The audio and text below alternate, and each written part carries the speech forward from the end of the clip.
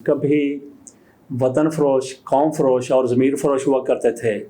आजकल हमारे जो हुक्मरान हैं ये अदारा फरोश हैं। मियाँ शहबाज शरीफ साहब पाकिस्तान के वज़ीर आज़म हैं, पहली मरतबा फिर दूसरी मरतबा पाकिस्तान के आला तरीन मनसब पर पहुँचे हैं और उम्मीद रखते हैं कि आइंदा भी उनको 2-4 मरतबा इसी ओहदे पर लाया जाएगा। अगर फॉर्म 47 के ज़रिए लोगों को इसी तरह से लाया जाता रहा तो शहबाज शरीफ साहब अपने भाई का 3 मरतबा वज़ीर आज़म बनने का रिकॉर्ड बड़ी आसानी के साथ तोड़ सकते हैं। अल्लाह ताला ने इनको ऐसे मनसब पर पहुंचा दिया है, लेकिन उनके काम देखें, उनकी कारकर्दगी देखें और उनका माइंड सेट देखें। माशाल्लाह से क्या क्या गुफ्तगू कर जाते हैं, क्या क्या बातें कर जाते हैं। उनकी तरफ से एक इजलास की सदारत की गई। इजलास था मुश्तरका तौर पर वज़ारत निजकारी का और निजकारी कमीशन का, जिसमें बड़े बड़े नाम के वज़रा बैठे हुए थे। ख्वाजा आसफ़ साहब मौजूद थे, अवैस अलगारी साहब मौजूद थे, अलीम खान साहब मौजूद थे और पाकिस्तान के वज़ीर ख़ज़ाना औरंगज़ेब साहब मौजूद थे। दीगर भी वज़रा मौजूद थे और उनके साथ साथ कमीशन के आला अफसरान, मुतल्लिक़ा अफसरान बैठे हुए थे। शहबाज शरीफ साहब की तरफ से इजलास का आगाज़ किया गया तो शुरू में उन्होंने कह दिया कि हर अदारे की निजकारी होगी, हर अदारा बेचा जाएगा, हर अदारा फ़रोख्त किया जाएगा। और उसके साथ साथ उन्होंने ये भी फरमा दिया कि अदारा कोई खसारे में जा रहा है या मुनाफे में जा रहा है, सारे के सारे अदारे फ़रोख्त कर दिए जाएंगे। हुकूमत का ये काम नहीं है अदारे चलाना, बल्कि हुकूमत का ये काम है कि चलते हुए अदारों को सरमायाकारी के हवाले से जो कुछ हो रहा है उसमें सहूलियत फ़राहम करना। ये शहबाज शरीफ साहब की तरफ से कहा गया। उनके सामने जो वज़रा बैठे थे उनमें से किसी एक ने भी चूँ नहीं की, चिरा नहीं की कि उनके घर का फर्नीचर नहीं बेचा जाना था, उनकी जायदादें या उनका घर नहीं बेचा जाना था। ये पाकिस्तान के अदारे हैं जो खसारे में जा रहे हैं या खसारे में नहीं जा रहे, मुनाफे में जा रहे हैं। शहबाज शरीफ साहब ने कह दिया कि इनको बेचा जाएगा तो गोया बेचा जाएगा। जो अदारे खसारे में जा रहे हैं उनको तो एक लम्हे के लिए भी अपने पास नहीं रखना चाहिए, लेकिन खसारे में जाने वाले अदारे क्यों जा रहे हैं उसका क्या किसी ने कभी जायज़ा लिया है? आप थोड़ा सा देखें, पाकिस्तान में सबसे ज़्यादा खसारे में जाने वाला अदारा पाकिस्तान स्टील मिल्स था, वो बंद हो चुकी है, उसकी कोई प्रोडक्शन नहीं है, लेकिन उसके मुलाजमीन बैठे हुए हैं। हुकूमत उनको हर माह तनख्वाह बाकायदगी के साथ देती है। ये अदारा बिल्कुल डूब चुका है। क्यों डूब चुका है? मियाँ शहबाज शरीफ साहब, इनके वालिद साहब की फाउंड्री इत्तेफाक फाउंड्रीज़ वो कितनी कामयाबी के साथ चलती रही, उसके साथ क्या कुछ होता रहा, वो एक अलग तारीख़ है। पाकिस्तान में कितनी ज़्यादा भट्टियाँ हैं, छोटी भट्टियाँ, उससे फाउंड्री बनी, उससे फिर बड़ी बड़ी मिलें बन गई। आजकल जो कुछ आपको सरिया नज़र आता है, गार्डर नज़र आते हैं, बीम नज़र आते हैं और भी बहुत कुछ लोहे का बना हुआ नज़र आता है, ये सारे का सारा पाकिस्तान की स्टील मिल्स, पाकिस्तान की ये मिलें जो लोहे पर काम करती हैं बना रही हैं। और हर एक फाउंड्री और मिल कामयाबी से अपना सफ़र तय कर रही है, मुनाफा कमा रही है। लेकिन अगर कहीं पे घाटा है तो वो फिर स्टील मिल में है। स्टील मिल क्यों घाटे में है, दीगर अदारे क्यों घाटे में हैं? सिर्फ इसलिए कि सियासी बुनियादों पर भर्तियाँ की गई और ये मुलाजमीन का बोझ इन अदारों को ले बैठा, ऐसा ले बैठा कि स्टील मिल तो अपना मुलाजमीन का ख़र्चा निकालने के काबिल भी नहीं है, अपनी तनख्वाहें अदा करने के लिए भी उसकी आमदन नहीं है।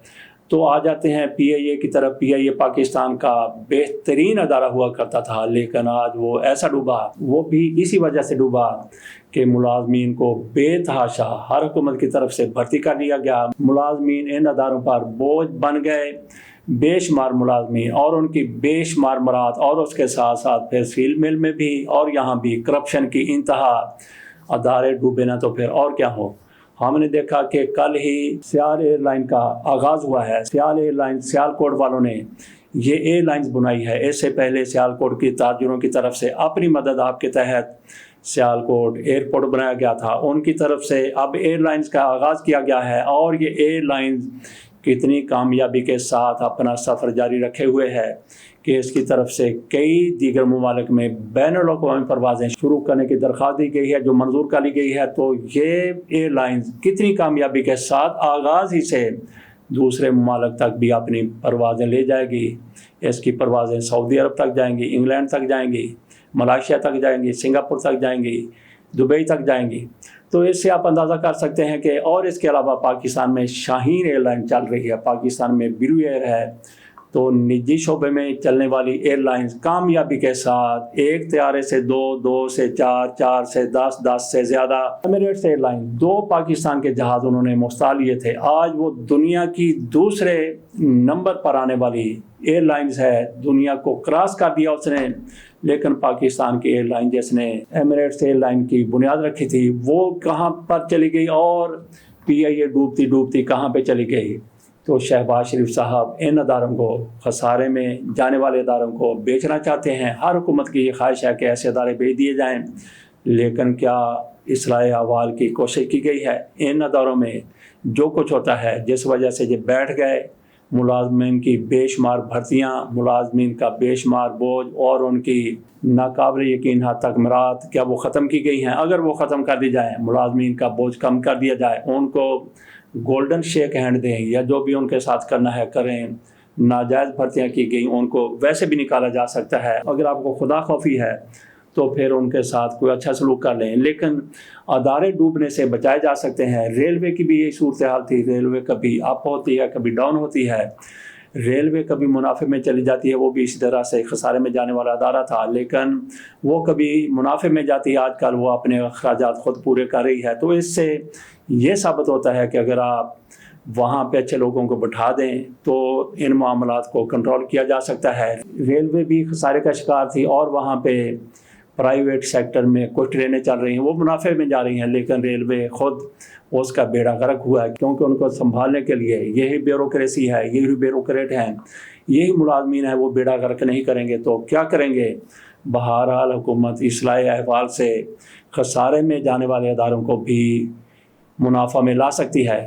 جہاں تک اس چیز کا تعلق ہے کہ شہباز شریف صاحب یہ چاہتے ہیں کہ سارے اداروں کی نجکاری کر دی جائے، سارے ادارے بھیج دیے جائیں، سارے ادارے پبلک سیکٹر میں چلے جائیں، سرکاری ان پر کنٹرول نہ رہے، تو کیا شہباز شریف صاحب اس کو کنٹرول کر رہیں گے؟ کل ہی آزاد کشمیر میں کیا ہوا؟ حکومت کی نالائکی کی وجہ سے وہاں پہ جلسے ہوئے، جلوس ہوئے، مظاہرے ہوئے، کچھ لوگ مارے گئے، حکومتی عملہ کا نقصان ہوا، اے سی کو وہاں پہ ٹانگ دیا گیا، اور تھانے دار صاحب بھی ایک وہاں پہ شہید ہو گئے، اس کے ساتھ ساتھ دیگر لوگ بھی، عام لوگ بھی وہاں پہ مارے گئے۔ تو حکومت کی نااہلی کوتاہی کی وجہ سے وہاں پہ یہ صورتحال درپیش ہوئی۔ جب حکومت کی طرف سے وہاں پہ معاملات کو درست کرنے کی کوشش کی گئی تو پانی سر سے اونچا جا رہا تھا۔ بہرحال پھر بھی حکومت کی طرف سے وہاں پہ معاملات گھٹنے ٹیکنے کے بعد درست ہوئے ہیں، کشمیریوں نے کشمیر کو بند کر کے رکھ دیا، تو حکومت مجبور ہوئی، مذاکرات کیے، ان کے سارے مطالبات مان لیے گئے۔ تو یہاں پہ جب آپ منافع میں جانے والے اداروں کا خاتمہ کریں گے، ان کو بھی نجی شعبہ میں بھیج دیں گے، نجی شعبہ والے سب سے پہلے یہ کریں گے کہ ہمیں ملازموں کی کوئی ضرورت نہیں، اپنے ملازموں کو بھرتی کریں گے، کیونکہ ان ملازموں کی وجہ سے ادارے ڈوب جاتے ہیں۔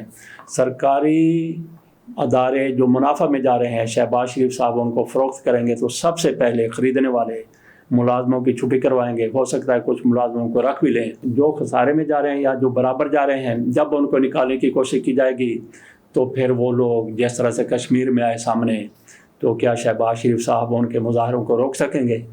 ایسا ممکن نہیں ہے۔ تو خسارے میں جانے والے ادارے اگر آپ بالکل نہیں سنبھال سکتے تو پھر شرم سے ڈوب کے مر جانا چاہیے ہمارے حکمرانوں کو۔ اگر وہ تھوڑی سی غیرت سے کام لیں، تھوڑی سی سمجھ سے کام لیں، تھوڑی سی دلیری سے کام لیں، تھوڑی سی دانش مندی سے کام لیں، ایماندار لوگوں کو لایا جائے، ایماندار لوگ پاکستان میں موجود ہیں، ان کے حوالے یہ ادارے کر دیے جائیں۔ اگر ان کے حوالے نہیں کرنے تو پھر جس طریقے سے اسٹیل مل چلانے والے لوگ موجود ہیں، ان کے حوالے اسٹیل مل کر دی جائے۔ جو نجی شعبے میں اپنی اسٹیل ملیں چلا رہے ہیں وہ اس کو بہتر طریقے سے چلا سکتے ہیں۔ ملازموں کو نکال باہر کیا جائے جنہوں نے ان کا بیڑا غرق کر دیا، اپنے ادارے کا ہی بیڑا غرق کر دیا، ان کو بھگا دیا جائے۔ بھاگ جائیں گے وہ، کتنا احتجاج کر لیں گے، آخر کار ان کو پھر اپنے گھر جانے پڑے گا۔ بہرحال ان کو جتنا آپ انسینٹیو دے سکتے ہیں وہ ضرور دے دیں، وہ چلے جائیں گے۔ وہ کہتے ہیں کہ تا حیات ہماری روٹیاں لگے رہیں اور ہم کام ٹکے کا نہ کریں، بیڑا غرق ہوتا ہے تو ادارے کا ہو جائے، ان کو فارغ کریں، اسٹیل مل ان کے حوالے کریں۔ جو منافع میں جا رہی ایئر لائن، سب سے جو زیادہ منافع میں جا رہی ہے نجی ایئر لائن، اس کے حوالے پی اے کو کر دیا جائے۔ اسی طریقے سے وہ ادارے جو خسارے میں جا رہے ہیں ان لوگوں کے حوالے کر دیے جائیں جو پرائیویٹ سیکٹر میں اپنے بہترین طریقے سے ادارے چلا رہے ہیں۔ تو یہ ایک حل ہو سکتا ہے۔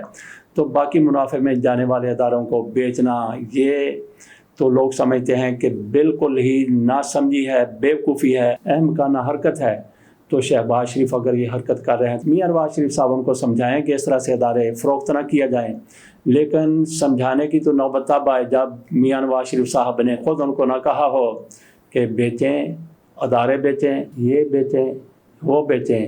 جیسے ہم نے کہا تھا کہ معاملہ وطن فروشی سے ادارہ فروشی تک، ضمیر فروشی سے ادارہ فروشی تک، اور فلاں فروشی سے ادارہ فروشی تک آ گیا ہے۔ آخر میں آپ کے سامنے ایک رپورٹ رکھتے ہیں جس سے ظاہر ہوتا ہے کہ یہ حکومت کن اداروں کی نیز کاری فوری طور پر کرنے جا رہی ہے۔